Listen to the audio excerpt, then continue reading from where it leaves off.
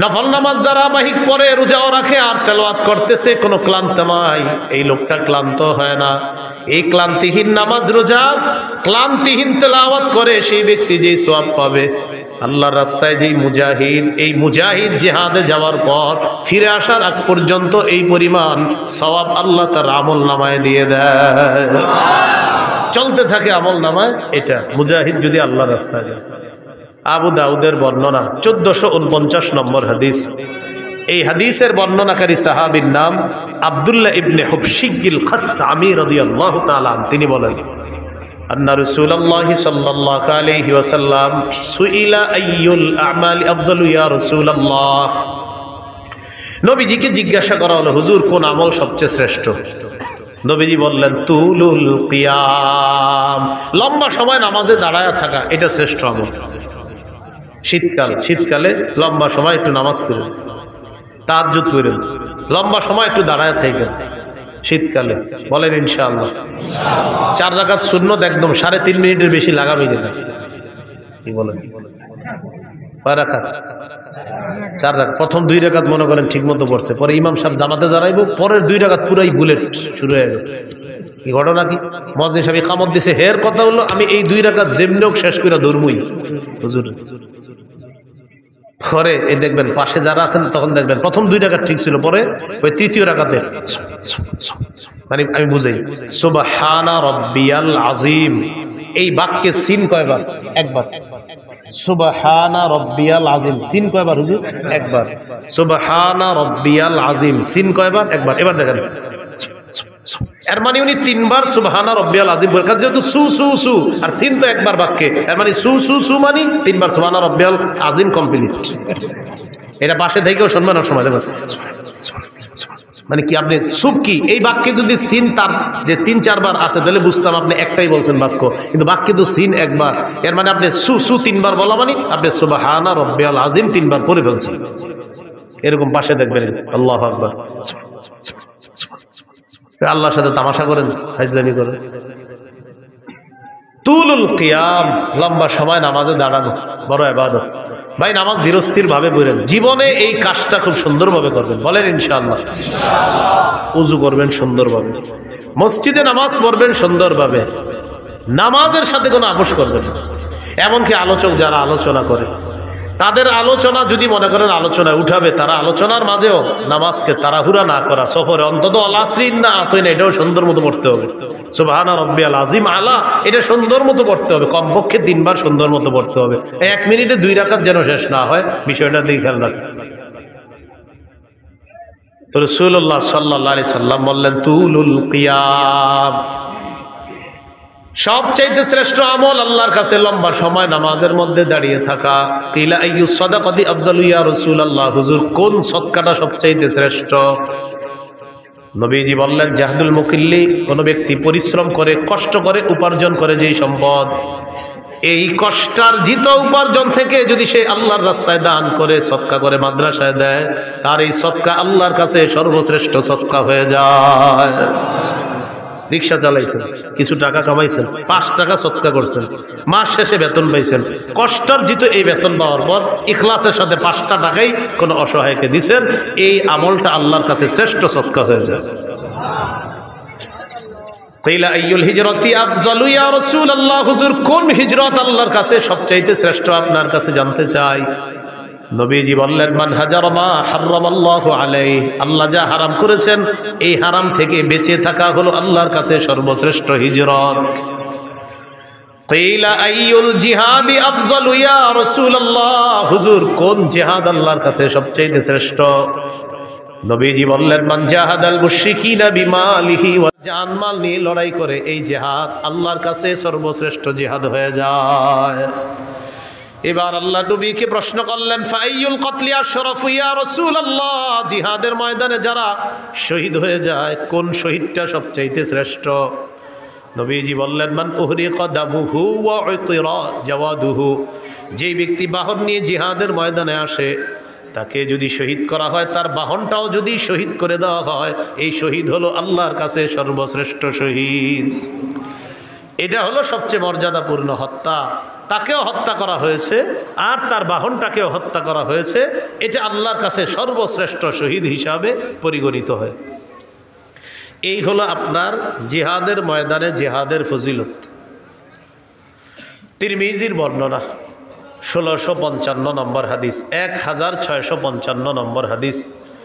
عن أبي هريرة رضي الله تعالى عنه قال قال رسول الله صلى الله عليه وسلم নবীজি বলেন, সালাসুন হাক্কুন আলাল্লাহি আউনুহুম, তিন ব্যক্তিকে সাহায্য করা আল্লাহ নিজের উপর ওয়াজিব করে নেয়। বলেন তো কয়জনকে সাহায্য করা আল্লাহ নিজের উপর ওয়াজিব করে নেয়? 1 নাম্বার আল মুজাহিদু ফি সাবিলিল্লাহ, যে ব্যক্তি আল্লাহর রাস্তায় জিহাদের মধ্যে আছে তাকে সাহায্য করা আল্লাহ নিজের উপর ওয়াজিব করে নেয়। 2 নম্বর আল মুকাতাবুল্লাযী ইউরিদুল আদা, চুক্তিকৃত গোলাম, মালিকের সাথে চুক্তি হয়েছে এই পরিমাণ টাকা দিলে মালিক তাকে আজাদ করে দিবে, আল্লাহ তাআলা এই গোলামকে সাহায্য করা নিজের উপর ওয়াজিব করে নেয়। 3 নম্বর আন নাকিহুল্লাযী ইউরিদুল আফাফা, কোনো ব্যক্তি যদি বিয়ের মাধ্যমে পবিত্র হতে চায় আল্লাহ তাআলা তাকে সাহায্য করা নিজের উপর ওয়াজিব করে নেয়। বিয়ের মাধ্যমে কি হতে চায়? পবিত্র। আপনার নিয়ত হলো আপনি বিয়ে করবেন, এই ওয়াজের পরে অনেকে গিয়ে বলবে, হুজুর আমি তো নিয়ত করছি বিয়ের মাধ্যমে পবিত্র হবো, কই টাকা পয়সা তো আসতেছে না। আপনার নিয়ত পুরোটা আমারে বলেন নাই, আপনার নিয়ত অনেকগুলো আছে। 1 নম্বর নিয়ত, যেই মায়াটারে দেখবেন আপনি বিয়ের জন্য, এই মেয়েটারে আপনার বাপেরও দেখাবেন বিয়ের আগে, এটাও আপনার নিয়তে আছে। বলেন বালেগা হুবো বধূকে বলেন, আবার বালেগা হুবো স্ত্রীকে শ্বশুরের জন্য দেখা সম্পূর্ণ হারাম। তো আপনার নিয়ত এটা আছে যে আমার আব্বা দেখবে, যাই হোক আব্বা দেখছে, যাই হোক সবাই দেখার পরে সর্বশেষটা কি?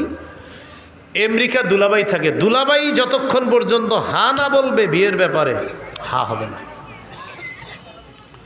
তো সর্বশেষ কন্যা পক্ষের জানানো হবে আমার দুলাভাই আমেরিকা আছে, উনি হ্যাঁ বললে হ্যাঁ, কারণ বিয়েটা তো দুলাভাই করবে, এই জন্য দুলাভাই ছবিটা দেখবে, দেখার পর দুলাভাই যদি বলে হ্যাঁ, নির্লজ্জ আর বেহায়ার মতো নিজের বউয়ের ছবিটা বন্ধুদেরকে আর দুলাভাইয়ের কাছে পাঠায়। এত বেহায়া আর বেশরম। তো দুলাভাই ছবি দেখে, দেখার পর দুলাভাই বলবে নাক কেমন, কান কেমন, চোখ কেমন, তারপর তিনি বলবে হ্যাঁ অথবা না, কারণ বিয়েটা তার দুলাভাইয়ের সাথেও হবে, তার সাথেও হবে। নির্লজ্জ কোথাকার, বেহায়া কোথাকার, হারাম কাজ করে আবার বলে উনি বললেই হবে। এইভাবে বলার পরেও অনেকের লজ্জা হবে না, দেখবেন অনেকে এখনো দেখেন পাঠাইতেছে মোবাইলে। তো 3 নাম্বার, যে বিয়ের মাধ্যমে নিজের পবিত্র করতে চায় এই ব্যক্তিকে সাহায্য করা আল্লাহ নিজের উপর ওয়াজিব করে নেয়। তাহলে এর মধ্যে একজন হলো মুজাহিদ। তিরমিজির বর্ণনা 1656 নম্বর হাদিস, 1656 এই হাদিসের মধ্যে আছে। عن أبي هريرة رضي الله تعالى عنه قال قال رسول الله صلى الله عليه وسلم নবীজি বলেন, লা ইউকলাবু আহাদুন ফি সাবিলিল্লাহ ওয়াল্লাহু আ'লামু বিমা ইউকলাবু ফি সাবিলিহি ইল্লা জাআ ইয়াউমাল কিয়ামাতি ওয়াল লাউনু লাউনুদ দাম ওয়ার রিহু রিহুল মিস।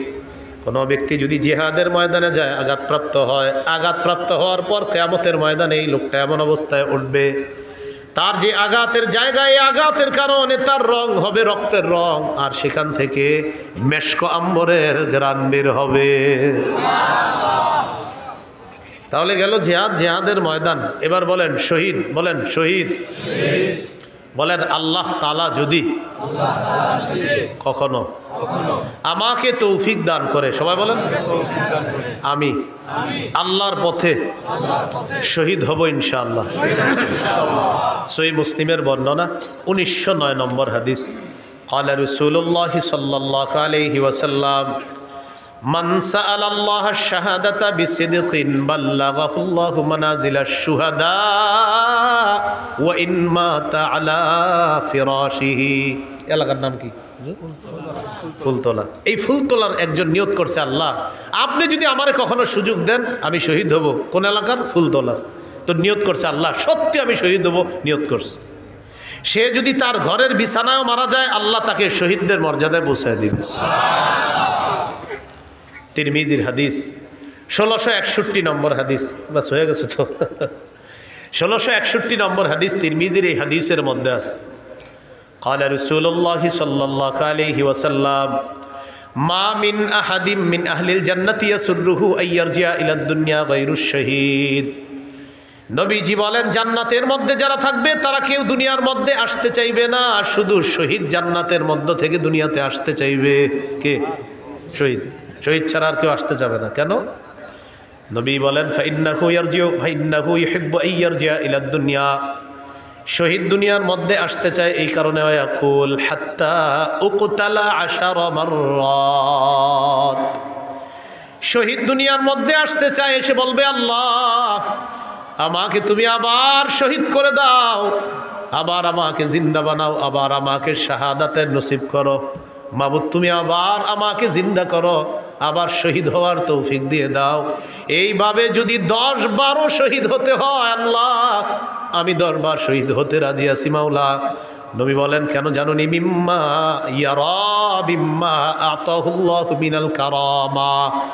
শহীদকে আল্লাহ যেই মর্যাদা দান করেন, যেই পুরস্কার দান করেন, এই পুরস্কারের আশায় শহীদ বারবার বলবে, আল্লাহ আবার যদি জিন্দা হতাম, আবার যদি শহীদ হতাম, আবার যদি জিন্দা হতাম, আবার যদি শহীদ হতাম, তাহলে বারবার এই পুরস্কার আমি লাভ করতাম। শহীদ চাইবে, আমি বারবার দুনিয়াতে যাব, আবার শহীদ হব, আবার জিন্দা হব, আবার শহীদ হব। সহিহ বুখারীর বর্ণনা, 2797 নম্বর হাদিস। قال رسول الله صلى الله عليه وسلم, নবীজি বলেন, ওয়াল্লাযী নাফসি বিয়াদিহি লাওয়াদিতু আন্নী উকতালু ফি সাবিলিল্লাহ সুম্মা উহইয়া সুম্মা উকতাল সুম্মা উহইয়া সুম্মা উকতাল সুম্মা উহইয়া। নবী বলেন, আল্লাহর কসম, আমার মন চায় আমাকে শহীদ করা হোক, আবার আমাকে জিন্দা করা হবে, আবার আমাকে শহীদ করা হবে, আবার আমাকে জিন্দা করা হবে, আবার আমাকে শহীদ করা হবে, আবার জিন্দা করা হবে, আবার শহীদ করা হবে। হাদিস দ্বারা বোঝা যায়, যতবার আমি শহীদ হব ততবার যদি জিন্দা করা হয়, এরপরেও যেন আবার আমাকে শহীদ করা হয়। এটা নবীর আশা। তিরমিজির বর্ণনা, 1663 নম্বর হাদিস। বলেন, আল্লাহর কাছে শহীদের স্পেশাল 6টি বৈশিষ্ট্য। কয়টি বৈশিষ্ট্য? মন দিয়ে শোনেন। 5 নম্বরে কি কয় দেখেন, আগে 6টাই শোনেন, আর কি সবগুলোই শোনেন। قال رسول الله صلى الله عليه وسلم للشهيد عند الله 6 خصال। আল্লাহর কাছে শহীদের 6টা পুরস্কার, 6টা মর্যাদা। 1 নম্বর, ইগফারু লাহু ফি আউয়ালি দাফআতিন ওয়া ইউরা মাকআদুহু মিনাল জান্নাহ। শহীদের শরীরের রক্তের ফোঁটাটা পড়ার সাথে সাথে তাকে জান্নাতের আসনটা দেখানো হয়, আর তার আগের গুনাহগুলো মাফ করে দেওয়া হয়। এই যে মনে করেন আমি শহীদ হচ্ছি, ওনারে শহীদ করা হচ্ছে, আল্লাহ কবুল করুন। তো মনে করেন শহীদ হবে, ওনার এই রক্তের ফোঁটাটা পড়লো, আমি শহীদ হবো, আমার রক্তের প্রথম ফোঁটাটা পড়তেছে, ওই টাইমে শহীদকে জান্নাত দেখানো হয়, আর তার সব গুনাহ মাফ। 1 নম্বর বৈশিষ্ট্য। 2 নম্বর, ওয়ায়ুজারু মিন আযাবিল কবরি। কবরের আযাব থেকে তাকে নিরাপত্তা দেওয়া হয়, রক্ষা করা হয়। 3 নম্বর, ওয়ামানু মিনাল ফাজাইল আকবরি। কিয়ামতের ময়দানের বিভীষিকাময় মুহূর্ত থেকে সে নিরাপত্তা লাভ করবে। শহীদ যে, এগুলা নিয়ে তার কোনো পেরেশানি নেই। কিয়ামতের ময়দানে কি হবে না হবে এটা নিয়ে শহীদের কোনো চিন্তা নাই, পেরেশানি নেই, এগুলো অন্য বিষয়। সুবহানাল্লাহ। কোন মুহাদ্দিস বলছে ফাজাউল আকবর দ্বারা জাহান্নামের আযাব উদ্দেশ্য। 4 নম্বর, ওয়ায়ুদউ আলা রাসিহি তাজুল ওয়াকারিল ইয়াকুতা খায়রুম মিনাদ দুনিয়া ওয়া মা ফিহা। মরমর পাথর দ্বারা খচিত একটা মুকুট শহীদের মাথায় পরিয়ে দেওয়া হবে, যে পাথরটা দুনিয়ার মাঝে যা কিছু আছে সব কিছুর চাইতে আরো উত্তম। কয় নাম্বার হলো? 4। 5 নাম্বার, কি কয়, ওয়ায়ুজাওয়াজু সিনতাইনি ওয়া সাবঈনা যাওজাতাম মিনাল হুরিল ঈন। 5 নাম্বার, 72 জন হুরের সাথে তার বিয়ে দেওয়া হবে। সুবহানাল্লাহ। 6 নম্বর, ওয়াশফাউ ফি 70 মিন আকারিবিহি। তার নিকটাত্মীয়র মধ্যে কমপক্ষে 70 জনের ব্যাপারে তার সুপারিশ কবুল করা হবে। সুবহানাল্লাহ। এই 6টা বৈশিষ্ট্য শহীদের। আল্লাহ আমাদেরকে জজবাত দান করেন, শহীদি তামান্না দান করেন। সূরা আলী ইমরান 169 নম্বর আয়াত। এই আয়াতের একটা ব্যাখ্যা হাদিস হলো আবু দাউদের হাদিস 2520 নম্বর হাদিস, 2520 হাদিসটি মন দিয়ে শুনেন। ওলামা হজরত ছাড়া অন্যরা জবাব দেন, ওলামায়ে কেরাম ছাড়া অন্যরা। উহুদের যুদ্ধে কয়জন মুসলমান শহীদ হয়েছে? হ্যাঁ, মাশাআল্লাহ, কয়জন? 70 জন। আব্দুল্লাহ ইবনে আব্বাস রাদিয়াল্লাহু তাআলা আনহুমার বর্ণনা দেখেন কি বলে। লাম্মা উসিবা ইখওয়ানুকুম বিউহুদিন, নবী বলেন উহুদের যুদ্ধে যখন তোমাদের ভাইয়েরা শহীদ হলো, জাআলাল্লাহু আরওয়াহাহুম ফি জাওফি তৈরি খুদিরিন, আল্লাহ তাআলা তাদের আত্মাগুলা সবুজ পাখির পেটে ঢুকায় দিস, সবুজ পাখির পেটে দিয়ে দিস। তারিদু আনহারাল জান্নাতি ওয়া তাকুলু মিন সিমারিহা ওয়া তাবি ইলা কানাদিলা মিন যাহাবিন মুআল্লাকাতিন ফি জিল্লিল আরশ। সবুজ পাখির পেটের মধ্যে ঢুকিয়ে দেওয়ার পর এই পাখির নদীর ঝর্ণা, ওই নদী নালা আর ঝর্ণার উপরে উড়ে উড়ে বেড়ায় আর জান্নাতের ফল খায়, জান্নাতের ফলমূল খায়। ওয়া তাবি ইলা কানাদিলা মিন যাহাবিন মুআল্লাকাতিন ফি জিল্লিল আরশ, আরশের নিচে স্বর্ণ দ্বারা তৈরি করা ফানুস আছে, ওই ফানুসের মধ্যে গিয়ে পাখিগুলা বসে। পাখি তো পাখির ভিতরে কার আত্মা? শহীদের। তো পাখিগুলা বৈশা কি বলে দেখেন, ফালাম্মা ওয়াজাদু তিবা মাকালিহিম ওয়া মাশরাবিহিম ওয়া মাকিলিহিম, তারা তাদের মনোভূত বাসস্থান পাইল, মনোভূত খাবার পাইল, মনোভূত পানি পাইল। এগুলা পাওয়ার পর তখন তারা কি বলে দেখেন, তখন তারা বলে মাইয়ুবাল্লিগু আন্না ইখওয়ানানা, আচ্ছা আমরা যে এত নেয়ামতের মধ্যে আছি, দুনিয়া আমাদের ভাইদেরকে কে জানায়া দিবে কথাটা, আল্লাহ আমগরে কত নেয়ামত দিস। শহীদরা বলতেছে, এতটুকু বুঝে আসছেনি। হাদিসের ব্যাখ্যা হলো কেন শহীদরা এটা বলে, লিআল্লা ইয়াজহাদু ফিল জিহাদ ওয়ালা ইয়ানকুলু ইনদাল হার, যেন আমাদের দুনিয়ার ওই ভাইয়েরা জেহাদের প্রতি অনাগ্রহ না দেখায় আর অলসতা না করে। তাই শহীদরা বসে বসে বলতেছে আমাদের এত নেয়ামতের কথা তাদেরকে কে জানাবে। আল্লাহ জবাব দিয়ে দিলেন, আমি জানাবো। উবাল্লিগুহুম আনকুম, তোমাদের বিষয়টা আমি জানিয়ে দিচ্ছি। তখন আল্লাহ সূরা আলী ইমরানের 169 নম্বর আয়াত নাজিল করছে। 4 পারা হাফিজি কোরআন মাজিদ অনুযায়ী 11 নম্বর পৃষ্ঠা দেখবেন, মাঝের একদম একটু পরে আছে আয়াতটা। আল্লাহ বলেন, ওয়ালা তাহসাবান্নাল্লাযীনা কুতিলু ফি সাবিলিল্লাহি আমওয়াতা, যারা আল্লাহর রাস্তায় শহীদ হয় তাদেরকে তোমরা মৃত বলো না, বালহুম আহইয়া, বাল আহইয়াউন, তারা জীবিত। ইনদা রাব্বিহিম ইউরযাকুন, রবের কাছে তাদেরকে রিজিকের ব্যবস্থা করা হয়, তাদেরকে খাবারের ব্যবস্থা করা হয়। তাহলে শহীদ হওয়ার নিয়ত আসেনি সবার ইনশাআল্লাহ। ক্রেতাকে, বিক্রেতা, দ্রব্য জানমাল, দ্রব্য জান্নাত, মূল্য জান্নাত, বাজার জিহাদের ময়দান। আবার ক্রেতা, বিক্রেতা, দ্রব্য জান্নাত, মূল্য জান্নাত, আর বাজার জিহাদের ময়দান। তাহলে জিহাদের ময়দান আর হলো শহীদের তামান্না, এগুলো আমরা মনে রাখবো ইনশাআল্লাহ। আল্লাহ তাআলা আমাদের সকলকে যে কথাগুলো শুনলাম বললাম, আমরা সবাই যেন কথাগুলো আমাদের জীবনে আমরা বাস্তবায়ন করতে পারি, আল্লাহ তৌফিক দান করেন। আল্লাহ